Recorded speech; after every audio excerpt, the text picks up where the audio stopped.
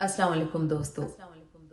जॾहिं कंहिं समाज में अन्याय थींदो आहे, ॾाढ जबर ॾहका ऐं बर्बरियत हूंदी आहे, उन समाज जा शाइर लेखक अदीब पंहिंजे लिखणियुनि में पंहिंजी शाइरीअ में उन समाज जी अकासी कंदा आहिनि। प्रिया कुमारी जे हवाले सां बि सॼी सिंध जा अदीब ऐं शाइर पंहिंजे अंदर जो इज़हार पंहिंजे लिखणियुनि में करे रहिया आहिनि।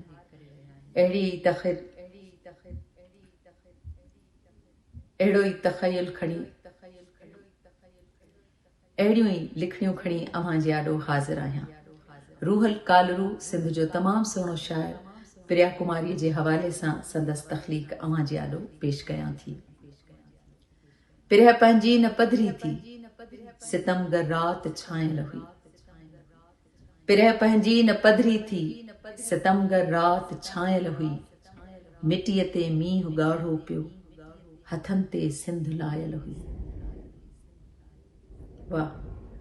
पिरह पंहिंजी न पधरी थी, सितमगर रात छायल हुई। मिटीअ ते मींहुं ॻाढ़ो पियो, हथनि ते सिंध लायल हुई। जुनूनी पंहिंजो दर्ज़ी हो, जुनूनी पंहिंजो दर्ज़ी हो, वॻा सभु वेकरा थी विया। हिते महिमान हिकु बणिजी, हवा पिण हाण आयल हुई। वाह। जुनूनी पंहिंजो दर्ज़ी हो, वॻा सभु वेकरा थी विया। हिते महिमान हिकु बणिजी, हवा पिण हाण आयल हुई। लधियूं हिकु घोट घाणे सां, लहूअ में लाल थे लाऊं। लधियूं हिकु घोट घाणे सां, लहूअ में लाल थे लाऊं। अव्हां लाइ रीत हीअ नई आ, असांजी अॻु निभायल हुई। वाह वाह दा वाह। लधियूं हिकु घोट घाणे सां, लहूअ में लाल थे लाऊं। अव्हां लाइ रीत हीअ नई आ, असांजी अॻु निभायल हुई। कुराड़ी सिंध पंहिंजे खां कटोतीअ में कटियूं छा छा। वाह।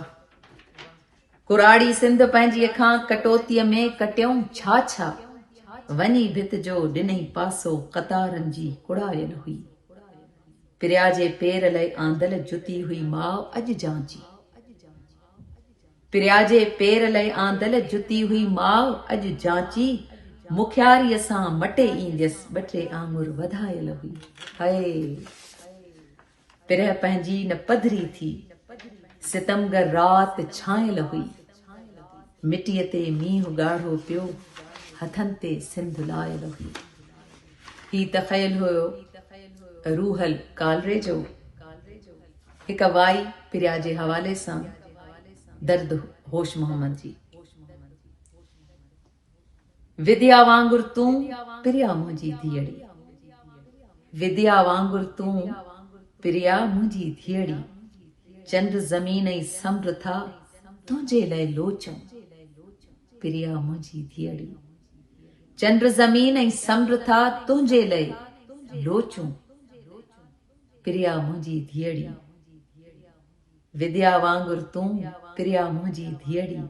चंड ज़मीन ऐं समुंड था तुंहिंजे लाइ लोचूं, पिरिया मुंहिंजी धीअड़ी। अमड़ आहिनि दर्द जूं, अमड़ आहिनि दर्द जूं, मन अंदर ओतूं, पिरिया मुंहिंजी धीअड़ी।